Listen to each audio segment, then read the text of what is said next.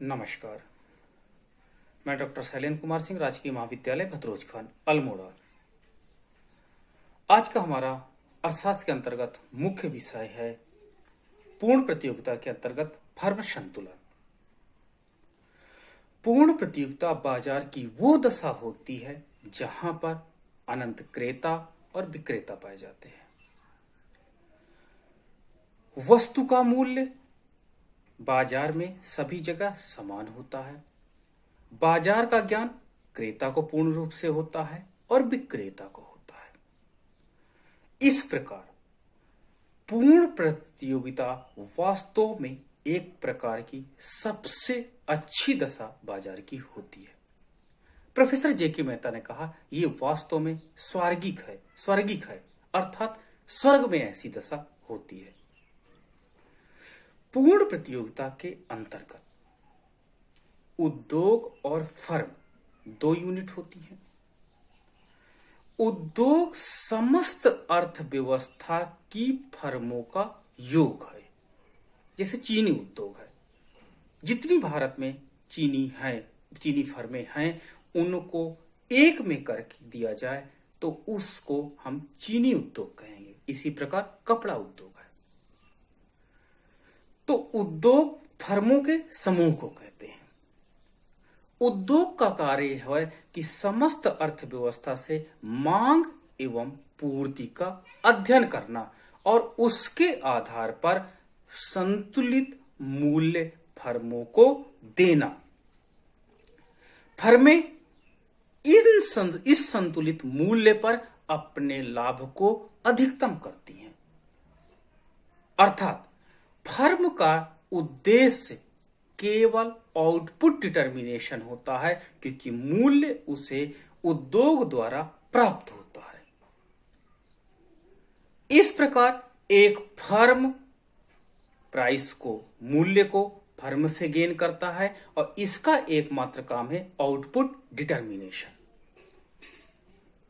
इस मूल्य पर कुछ फर्में असामान्य लाभ अर्न करती हैं, कुछ फर्में सामान्य लाभ अर्न करती हैं और कुछ फर्में हानि की दशा में रहती हैं। आइए हम रेखाचित्र के माध्यम से और अधिक इसको स्पष्ट करते हैं। यहां पर हम रेखाचित्र में देख सकते हैं कि उद्योग और फर्म दो हैं। उद्योग फर्मों के समूह को कहते हैं। उद्योग समस्त अर्थव्यवस्था की मांग और पूर्ति रेखा के आधार पर संतुलन बिंदु का निर्धारण करते हैं। इस प्रकार संतुलित मूल्य ओपी हो जाता है। इसी प्रकार इस मूल्य को फर्म को प्रदान किया जाता है और फर्म इस मूल्य पर अपने कार्य को संपन्न करते हैं। अर्थात फर्म मूल्य प्राइस टेकर होते हैं, मूल्य लेने वाले होते हैं। यदि अर्थव्यवस्था में वस्तु की मांग घटकर D1 हो जाती है तो उद्योग नया संतुलन बिंदु E1 निर्धारित करता है और संतुलित मूल्य OP1 होता है। अतः अब फर्मों को आदेशित करता है कि आप इस मूल्य पर अपने लाभ को अधिकतम करिए। यदि किसी कारण से उद्योग में डिमांड बढ़ जाती है और हो जाती है D2 हो जाती है, तो नया संतुलन बिंदु इंडस्ट्री E2 बिंदु पर निर्धारित करेगी और अब संतुलित मूल्य जो होगा हमारा वो OP2 होगा और इस मूल्य को फर्म को प्रदान किया जाएगा कि सभी फर्में इस मूल्य पर अपने लाभ को अधिकतम करें। इस प्रकार फर्मों का टारगेट ये होता है कि अर्थव्यवस्था में मूल्य को लेकर आउटपुट डिटर्मिनेशन का कार्य करती हैं। इस प्रकार हम देख रहे हैं कि पूर्ण प्रतियोगिता के अंतर्गत उद्योग और फर्म दो अलग अलग यूनिट्स होती हैं। उद्योग का कार्य होता है मांग और पूर्ति के द्वारा मूल्य का निर्धारण करना, लेकिन आउटपुट का नहीं, मूल्य का निर्धारण करना। फर्में इस मूल्य पर आउटपुट का निर्धारण करती हैं। अब इसकी दो दशाएं हैं, असामान्य लाभ।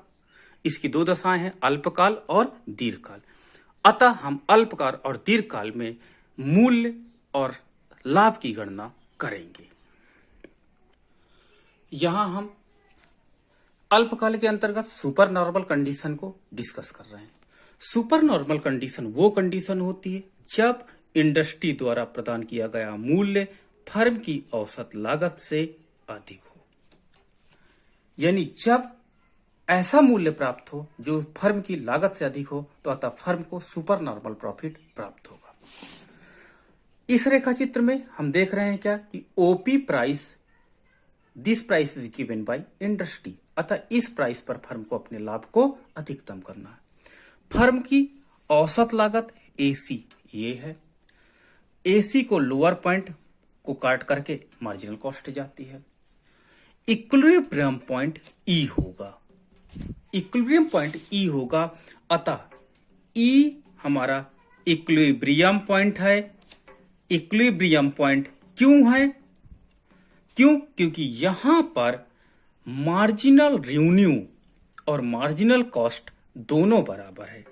Marginal revenue and marginal cost both are equal and the slope of marginal cost is positive. देखिए यहां पर भी है, बट यहां पर मार्जिनल कॉस्ट की स्लोप निगेटिव है। तो इसमें एक और कंडीशन होती है कि the slope of marginal cost should be positive, तो यहां पे मार्जिनल कॉस्ट की स्लोप पॉजिटिव है, अतः ये इक्विलिब्रियम है। यहां से हमने एक लंब डाल दिया, अतः हमारे पास OX इक्विलिब्रियम आउटपुट लेवल होगा। अब हमारे पास OP या XE क्या है? प्राइस और एवरेज रेवेन्यू, ये मूल्य है। ये AC को कहां पर कट कर रहा है? हाँ, ये AC को A बिंदु पर कट कर रहा है। इसको हमने लंबच से मिलाया तो हमारे पास P1 पॉइंट मिल गया। इस प्रकार OP1 और XA क्या होगा? एवरेज कॉस्ट, औसत लागत है या पर यूनिट कॉस्ट है।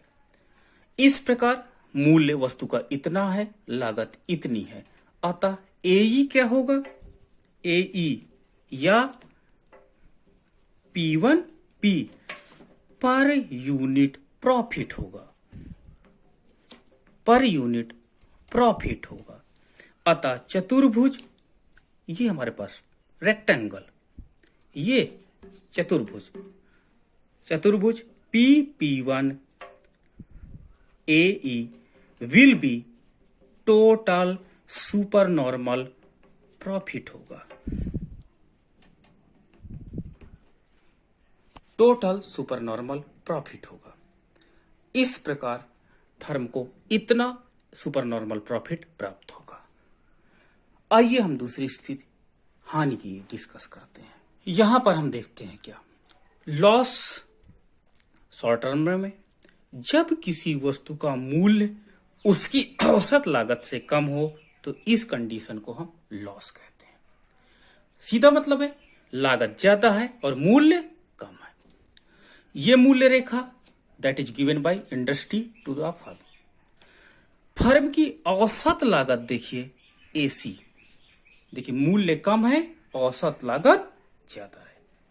औसत लागत को न्यूनतम बिंदु पर मार्जिनल कॉस्ट इंटरसेक्ट करती है, अतः संतुलन बिंदु E होगा।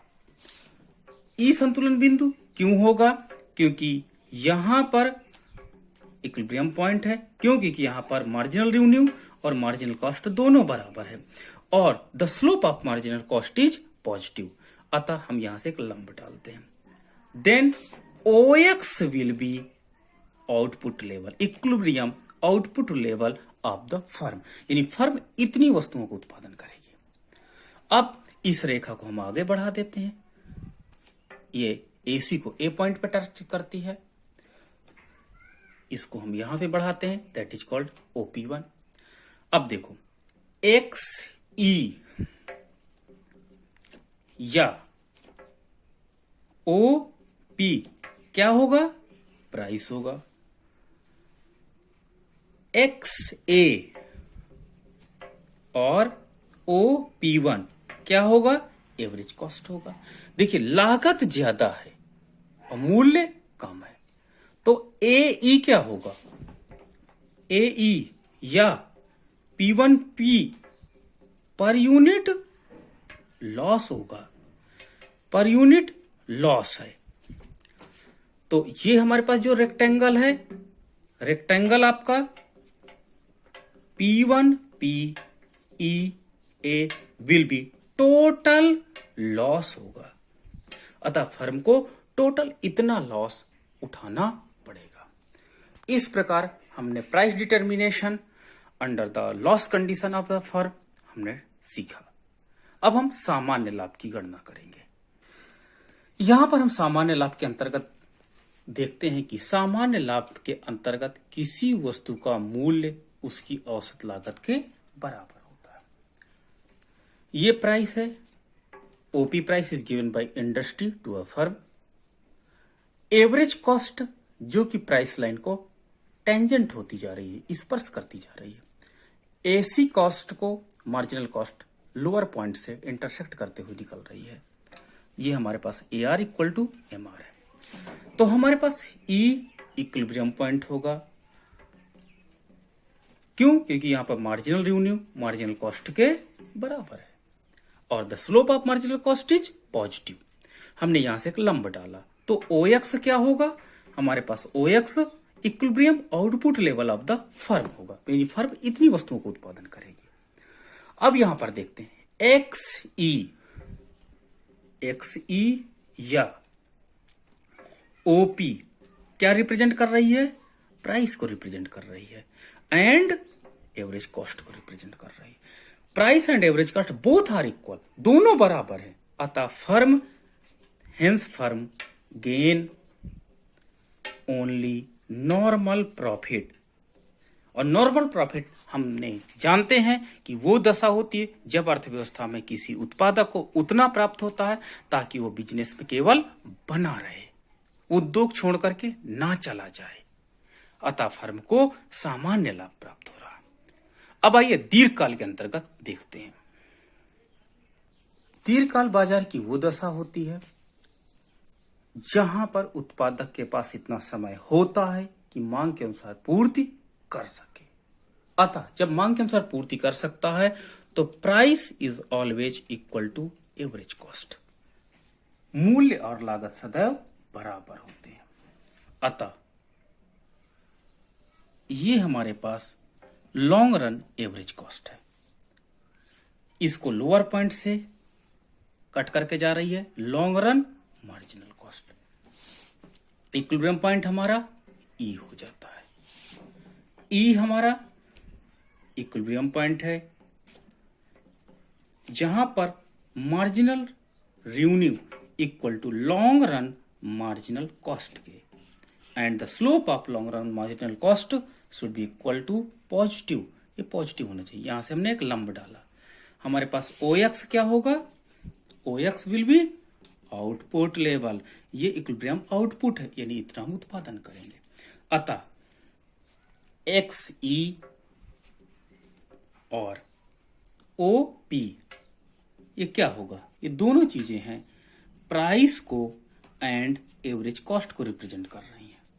इस प्रकार जब प्राइस और एवरेज कॉस्ट दोनों हैं तो hence firms gain only normal profit. अतः फर्म को केवल सामान्य लाभ ही प्राप्त होगा। धन्यवाद।